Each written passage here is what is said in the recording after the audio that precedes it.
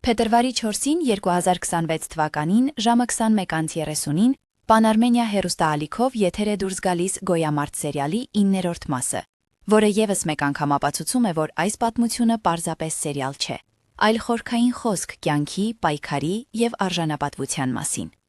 Սերիան առաջին պահերից ստեղծում է լարված մթնոլորտ, ներգրավելով դիտողին հերոսի ներաշխարհի բարդ ընթացքի մեջ։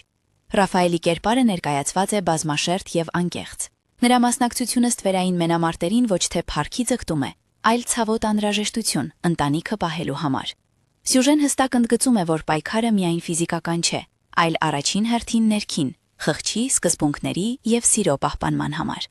Սերիալը բարձր արժեք է տալիս բարոյական ընտրությանը։ Ռաֆայելի հավատը, որ իրական հաղթանակը սեփական արժեքներին չդավացանելն է, դարձնում է նրան ուժեղ ու հիշվող հերոս։ Այս մոտեցումը առանձնացնում է Գոյամարթը նմանատիպ նախագծերից։